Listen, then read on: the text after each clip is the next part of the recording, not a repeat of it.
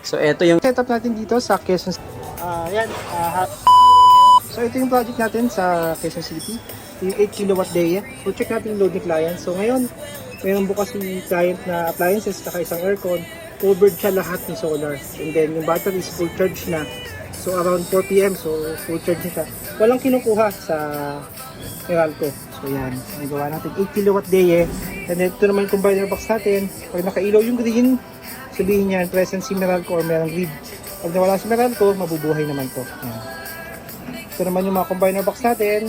Yan yung DC SPD, and then yan naman yung ating mga ATS and AC breakers. Yan.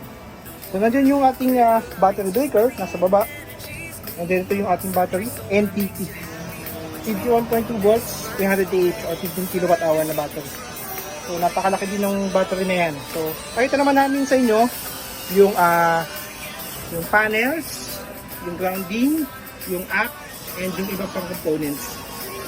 Ito pala yung na-connecta natin na 12 panels.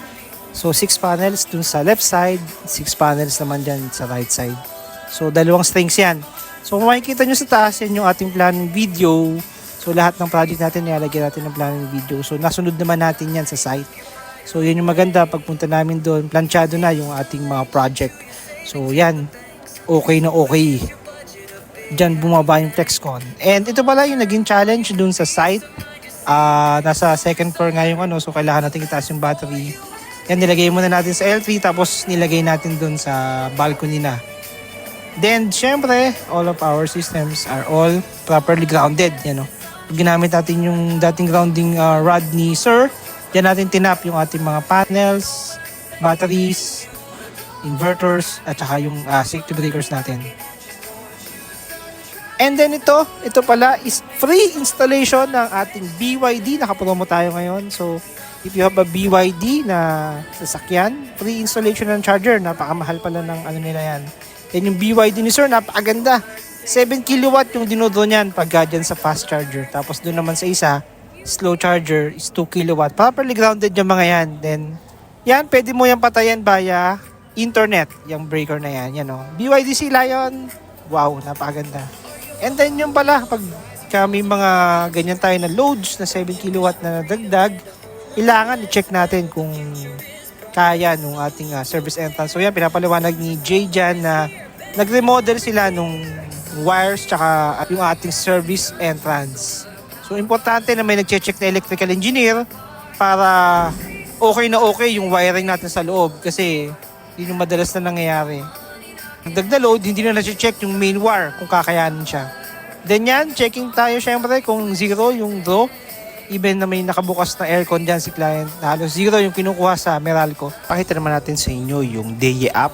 Ito ay na-access ng ating client basta may internet. So, pakita natin sa inyo yung state kapag naman madaling araw. So, ito makikita nyo, in-screenshot natin siya na madaling araw, alas 12, mag-aalauna na. So kung mapapansin nyo, kinukuha lahat ng load ng bahay doon sa ating battery. Wala yung solar panel, wala din kinukuha sa Meralco. So ganyan, hanggat hindi naubos yung battery, doon lang kukuha yung bahay. So itong client natin na to, madalas hindi niya nauubos yung battery. So maghapon, naka-solar, and then sa gabi, battery. Yan, makikita nyo yan sa DAE app. Pakita rin namin sa inyo itong iba pang info. Makikita nyo dyan yung graph kung paano na-charge yung battery, kung ano yung ginagamit ng specific oras. For example, itong time na to is battery lang, kaya kung napapansin nyo, yung battery or yung state of charge bumababa. And then, pag na-reach niya yung 20%, kukuha na sa Meralco. So yan, dito naman yung part na nag-generating solar, pina-power up na niya yung bahay.